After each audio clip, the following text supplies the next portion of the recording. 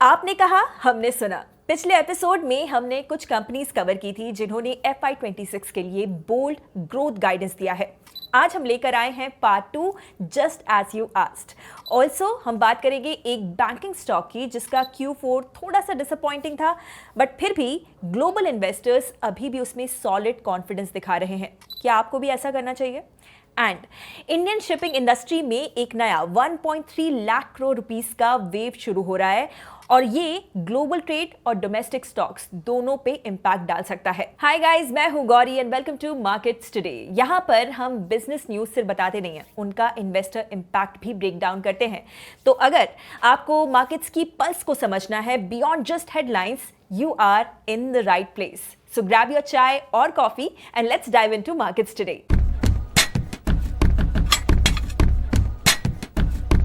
चलिए शुरू करते हैं आज की पहली स्टोरी से, जहां हम बात करेंगे उन कंपनीज की जो कि FY26 में एक्सप्लोसिव ग्रोथ का रोड मैप खुद अपने मैनेजमेंट के थ्रू शेयर कर चुकी हैं। लास्ट वीडियो में कुछ ऐसे नेम्स हमने कवर किए थे और आपके रिस्पांस के बाद we are back with part 2। और हाँ, ये सिर्फ मार्केट स्पेकुलेशन नहीं है, ये है board room level confidence backed by order books, capex plans और ground level execution. Let's start with PG Electroplast. ये company behind the scenes hero के जैसे है। It is a contract manufacturer for brands जो आपके ACs या washing machines, even air coolers बनाते हैं। FY25 में इसका रेवेन्यू 4,870 करोड़ रुपीस था और मैनेजमेंट का कहना है कि FY26 में ये 7,200 करोड़ रुपीस तक जंप करेगा। इसका मेन रीजन है कंपनी का 4 ग्रीनफील्ड प्लांट्स में हो रहा 800 से 900 करोड़ रुपीस का केपेक्स है। सब प्लांट्स की कैपेसिटीज ऑपरेशनल होने पर रेवेन्यू पोटेंशियल और भी ज्यादा होने वाला है। ऑल्सो ACs के जैसे कंज्यूमर ड्यूरेबल सीजनैलिटी की वजह से ये सेक्टर में ओवरऑल आउटसोर्सिंग डिमांड भी बढ़ रही है, जिससे PG इलेक्ट्रोप्लास्ट का स्केल अप काफी ज्यादा सीरियस लग रहा है। नेक्स्ट, सुज़लॉन एनर्जी जो एक विंड टर्बाइन मैन्युफैक्चरर है। पिछले कुछ सालों में ये एक टर्न अराउंड स्टोरी बन चुकी है। FY25 में इनका 10,890 करोड़ रुपीस का रेवेन्यू था, up from 6,530 crore rupees in FY24। और FY26 के लिए मैनेजमेंट ने 60% से ज्यादा का ग्रोथ का सिग्नल दिया है across revenue, EBITDA and net profit. इनका ऑर्डर बुक 5.5 गीगावाट्स पे ऑल टाइम हाई पे है। क्लीन एनर्जी सेक्टर के टेलविंड्स सुज़लॉन को क्लियरली नेक्स्ट लेवल पे पुश कर रहे हैं। तीसरा नाम है डीप इंडस्ट्रीज। ये ऑयल फील्ड सर्विसेज और ड्रिलिंग स्पेस का स्पेशलिस्ट प्लेयर है। FY26 में मैनेजमेंट ने 25 से 30% रेवेन्यू ग्रोथ का गाइडेंस दिया है। इसके पीछे 2,960 करोड़ रुपीस का स्ट्रॉन्ग ऑर्डर बुक और 500 करोड़ रुपीस का केपेक्स भी लाइंड अप है, including new rigs and offshore services. Plus India का गोल 2030 तक अपना exploration area 1 million square kilometre से एक्सपैंड करना है और नेचुरल गैस प्रोडक्शन भी डबल करना है। ये इंडस्ट्री टेलविंड कंपनी को एक स्टेडी रनवे भी दे रहा है। फिर आता है Senores pharmaceuticals. US FDA approved plants के साथ ये कंपनी कॉम्प्लेक्स जेनेरिक्स और CDMO स्पेस में काम करती है। FY25 में इनका 398 करोड़ रुपीस का रेवेन्यू था और FY26 का गाइडेंस 50% रेवेन्यू जंप और 100% पैट ग्रोथ है। ये कमिंग मंथ्स में 30 प्रोडक्ट से ज्यादा लॉन्चेस पे टारगेट कर रहे हैं। प्लस इनका मैन्युफैक्चरिंग भी US बेस्ड है जो टैरिफ से शील्ड कर रहा है। Last but not the least, Leo max auto technologies. ये कंपनी ऑटो कंपोनेंट जायंट है और अब क्लीन मोबिलिटी और software driven parts towards focus कर रही है, अलाइनिंग विद ग्लोबल ट्रेंड्स। इनके पास अब 1,300 करोड़ रुपीस का ऑर्डर बुक है। इन सब के बेसिस पे इनका FY26 में 20 से 25% रेवेन्यू और 30 से 35% एबिटा ग्रोथ का प्लान है। तो ये थी वो 5 कंपनीज जिनके मैनेजमेंट कंपनी की ग्रोथ को लेकर काफी बुलिश है और ऑप्टिमिस्टिक है।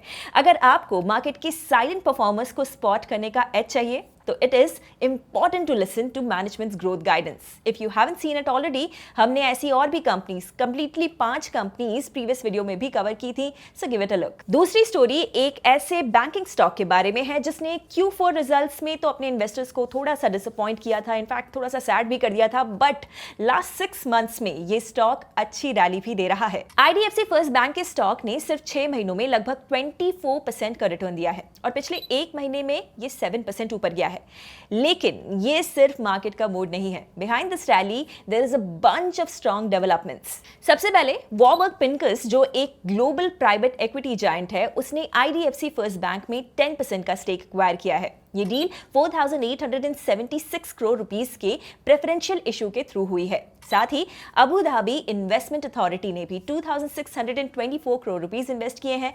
तो clearly serious long term investors bank के ग्रोथ स्टोरी पे बेट कर रहे हैं। सेकेंडली, पिछले साल कंपनी के लिए एक और मेजर इवेंट था। आईडीएफसी लिमिटेड और आईडीएफसी फर्स्ट बैंक का मर्जर फाइनली कंप्लीट हो गया। अक्टूबर 2024 से ये मर्जर इफेक्टिव हुआ और उसके बाद आईडीएफसी फर्स्ट बैंक की कॉर्पोरेट स्ट्रक्चर सिंप्लीफाई हो गया। और finally fundamentals wise income front पे इनकी स्टोरी स्ट्रांग है। टोटल इनकम Q4 FY25 में 11.3 के करोड़ तक पहुंच गया, जो लास्ट ईयर था 9.9 के करोड़। काफी बेटर है, राइट? बट इस पॉजिटिव न्यूज के पीछे कुछ प्रैक्टिकल इश्यूज भी छिपे हैं। Q4 FY25 में बैंक का नेट प्रॉफिट 58% गिर के 304 करोड़ रुपीस पे आ गया। लास्ट ईयर सेम क्वार्टर में प्रॉफिट 724 करोड़ रुपीस था। होल ईयर का प्रॉफिट भी 48% डाउन था। इसका प्राइमरी रीजन हायर प्रोविजंस है, specially from the micro finance segment. तो ओवरऑल पिक्चर ये है: strong institutional backing, fresh capital raise, solid income growth और सिंप्लीफाइड स्ट्रक्चर। हाँ, शॉर्ट टर्म में थोड़ा सा प्रॉफिट प्रेशर दिखाई दे रहा है, बट लॉन्ग टर्म स्टोरी काफी इंटैक्ट दिखाई दे रही है। हमारे लास्ट अपडेट में भी लॉन्ग टर्म विजन का ही एंगल है। अगर आपको लगता है कि इंडिया की जो ग्रोथ स्टोरी है वो केवल रोड, रेल या फिर स्काईज तक लिमिटेड है, देन थिंक अगेन। गवर्नमेंट अब अपना फोकस सी यानी कि समंदर पर भी शिफ्ट कर रही है।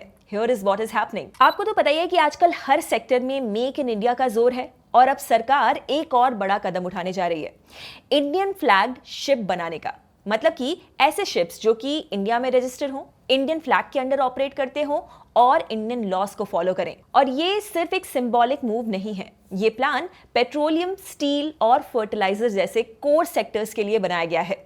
इन सेक्टर्स में गवर्नमेंट को लगता है कि अराउंड 200 इंडियन फ्लैग शिप्स की जरूरत पड़ेगी और इन्हें बनाने का टोटल एस्टिमेट है 1.3 लाख करोड़ रुपीस। इतना बड़ा केपेक्स पुश शिपिंग स्टॉक्स के लिए एक सॉलिड ट्रिगर बन सकता है। लेकिन पहले सवाल ये भी है कि ऐसे जो शिप्स हैं उनको बनाने की जरूरत ही क्या है? बिकॉज राइट नाउ इंडिया अपने 90% से ज्यादा इंपोर्ट एक्सपोर्ट कार्गो को फॉरेन शिप से ट्रांसपोर्ट करता है। अभी के हिसाब से सिर्फ शिपिंग चार्जेस के लिए इंडिया हर साल अप्रॉक्सीमेटली $70 बिलियन का फॉरेक्स आउटफ्लो करता है। तो अगर हम अपने ही इंडियन फ्लैग शिप्स को बनाए, उसे यूज करें, तो फॉरेन एक्सचेंज बचेगा, जॉब्स भी क्रिएट होगी और इंडियन सी फेयरर्स के लिए मौका भी होगा। ऑल्सो इंडिया अपनी शिपिंग इकोसिस्टम में स्ट्रेटेजिक कंट्रोल भी रख पाएगा। लेकिन पहले हम बैकग्राउंड को भी समझ लेते हैं। बैक इन 2021 गवर्नमेंट ने एक 1600 करोड़ रुपीस की स्कीम लॉन्च की थी, जिसका एम था इंडियन शिपिंग कंपनीज को ग्लोबल टेंडर्स में कंपीट करने के लिए इनकरेज करना। स्कीम के अंडर अप टू 15% की सब्सिडी मिलती थी अगर आप इंडियन फ्लैगशिप से पार्टिसिपेट करते हैं तो। Sounds good, right?